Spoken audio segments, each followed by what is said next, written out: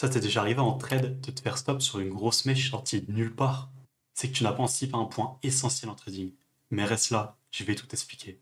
Dans cette vidéo, tu vas comprendre l'essentiel sur les annonces économiques, lesquelles sont les plus importantes, comment les anticiper, et surtout, comment les interpréter et même profiter de ces mouvements. Quelles sont les news à surveiller? Il y a 4 types de news majeures à connaître. Les taux d'intérêt, le chômage et l'emploi, l'inflation et la consommation. On va rentrer en détail pour chacun des 4 en commençant par les taux d'intérêt. Ça a un impact direct sur la devise, l'économie et l'appétit au risque des investisseurs. Une hausse des taux d'intérêt signifie que la devise se renforce car les investissements dessus augmentent, au détriment des indices. Et au contraire, une baisse des taux d'intérêt signifie que la devise va faiblir car les investissements vont baisser, à contrario des indices qui eux vont augmenter. C'est représenté par le FOMC aux États-Unis. Pour le chômage et l'emploi, ça représente la confiance en l'avenir des entreprises. Des chiffres positifs signifient qu'une économie est en forme, que la devise est haussière, et au contraire, des chiffres négatifs sur l'emploi et le chômage signifient une faiblesse économique, une devise baissière et des marchés plus volatiles. Tu t'en doutes, si les entreprises licencient, c'est qu'elles ont peur en l'avenir, c'est qu'elles savent que leurs ventes vont baisser, et du coup, pour compenser, elles licencient pour garder ses bénéfices. Et après, ça fait une spirale. Les ménages se font licencier, elles ont moins pour consommer, elles achètent moins, etc. Et ça provoque des risques de récession. C'est représenté par le NFP et le taux de chômage.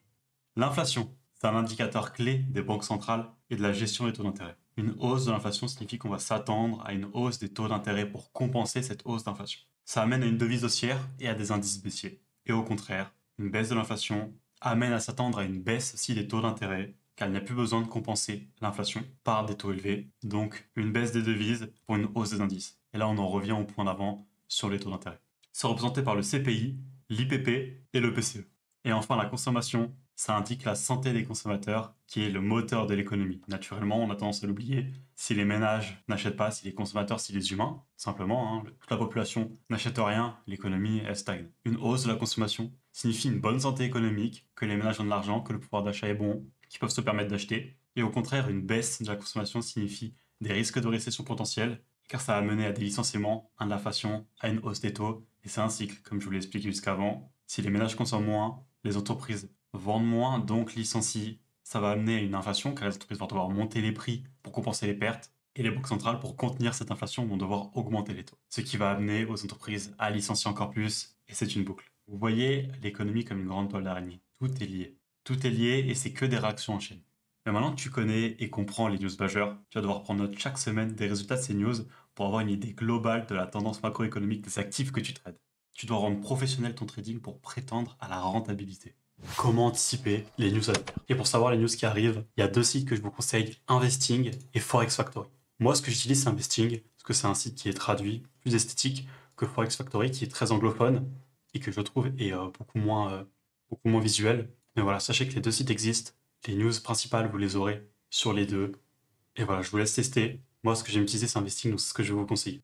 Pour anticiper les news à venir, ce qui est important de faire, c'est chaque week-end, quand vous préparez la semaine de trading à venir, donc que vous actualisez toutes vos analyses de la semaine, c'est d'aller du coup sur Investing, de cliquer sur semaine prochaine, d'aller dans Filtre et de mettre les pays dont vous regardez le marché. Donc si vous tradez les indices américains, vous mettez les États-Unis. Moi je l'ai ici. Si vous tradez Euro-USD, vous mettez du coup États-Unis et en bas zone euro pour avoir aussi les news sur l'euro. Si vous tradez GBP-USD, par exemple, vous allez me mettre Royaume-Uni, qui est ici pour avoir les news sur le GBP. Le yen, c'est pareil, vous mettez Japon. Si vous tradez le 440, vous mettez la France. Voilà, là vous vous adaptez par rapport au marché que vous tradez. Ce qui est important, c'est de mettre les news 2 et 3 étoiles. Les 1 étoile, ça sert à rien, c'est du bruit, ça a très peu d'impact. Et du coup, une fois que vous vous retrouvez avec vos filtres, les news sur les marchés que vous tradez, vous prenez note sur Notion ou sur autre chose, sur un carnet peut-être en fonction de là où vous préparez votre semaine à venir. Vous notez. Donc là, par exemple, je vois que le lundi, j'ai juste une news sur l'industrie 2 étoiles.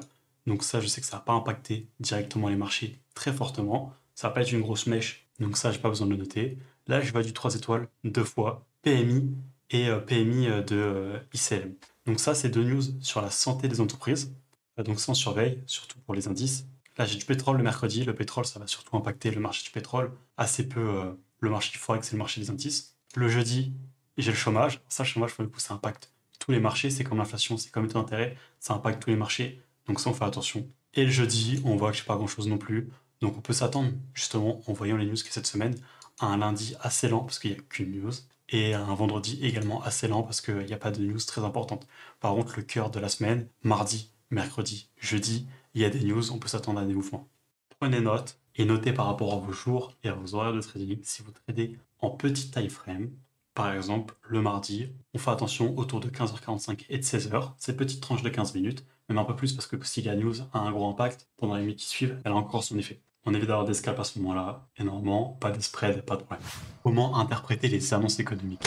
Alors on va voir par exemple pour les données d'aujourd'hui, du 31 juillet, comment interpréter ces chiffres. Alors on l'a, je vous l'ai expliqué tout à l'heure, au milieu c'est l'événement, c'est l'annonce économique en question. On a les chiffres qui ont été donnés, actuels c'est les chiffres qui ont été donnés lors de cette annonce. Prév, c'est les prévisions qui étaient estimées par un groupe d'économistes. Et le précédent, c'est le résultat de la dernière news. On peut voir par exemple sur le taux de chômage en juin dans l'Union européenne que la valeur prévue était 6,3, que la valeur qui a été donnée est 6,2 et que la dernière valeur était 6,2 également. On voit donc que le taux de chômage dans l'Union européenne a stagné entre le mois dernier et ce mois-ci. Par contre, les économistes avaient estimé un taux de chômage plus élevé que ce qui a réellement été donné. L'impact sur le marché, c'est quoi? C'est que la prévision a été plus élevée que le chiffre donné. Il faut comprendre que le marché price toujours en avance les news économiques. Donc imaginons qu'on est sur l'économie américaine, on s'attend à une hausse des taux d'intérêt. Tout le monde est sûr, tous les économistes sont sûrs, on va avoir une hausse des taux d'intérêt parce que toutes les valeurs qui ont été données avant, inflation, chômage et tout, mènent à une hausse des taux d'intérêt. Et que la news donne les taux d'intérêt aussi. Tu penses qu'il va se passer quoi sur le marché? Il va y avoir une grosse mèche sortie de nulle part? Non, justement parce que le marché a déjà pricé cette hausse. Le prix, par exemple, des indices américains ont déjà prévu cette hausse de taux d'intérêt. Donc ils sont déjà chutés. Donc au moment où la news sort, tu vas pas avoir une immense mèche. Tu vas avoir une réaction, naturellement, c'est une news sur les taux d'intérêt. Évidemment que tu vas avoir une réaction, mais la réaction ne va pas être celle d'un résultat inattendu. Cas contraire, tout le monde est sûr que les taux d'intérêt vont augmenter et les taux d'intérêt n'augmentent pas, ils stagnent.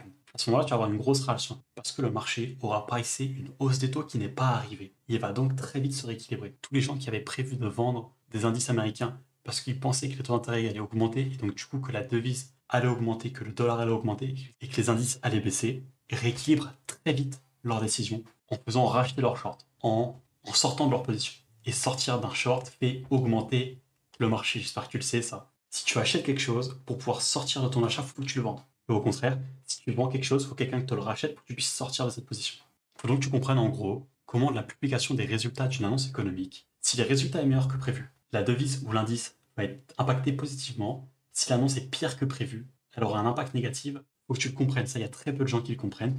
Tu verras très peu de gourous du trading sur Internet te l'expliquer, mais le marché est déjà pricé lors des news.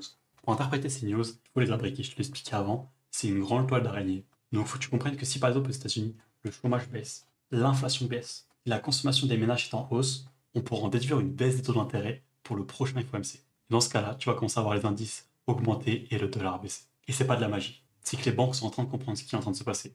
Et n'oublie pas que le plus gros du trafic sur les marchés financiers, c'est les banques, c'est les entreprises, c'est les transferts financiers en général qui ne sont pas spéculatifs, qui s'adaptent juste au changement économique actuel. Alors qu'est-ce qu'on en retient?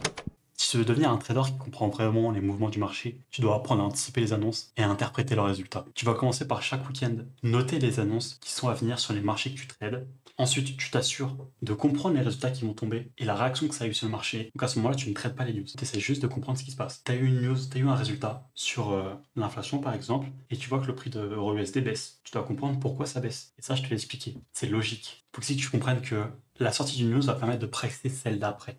Et donc, tant que tu n'as pas l'expérience d'avoir compris comment les news s'impactent les unes avec les autres, tu n'essayes pas de trader les news et tu restes juste à observer. Dis-moi en commentaire si ça t'intéresse que je fasse une vidéo où je rentre plus en détail sur l'analyse macroéconomique d'un actif. On se dit à la semaine prochaine. Au revoir.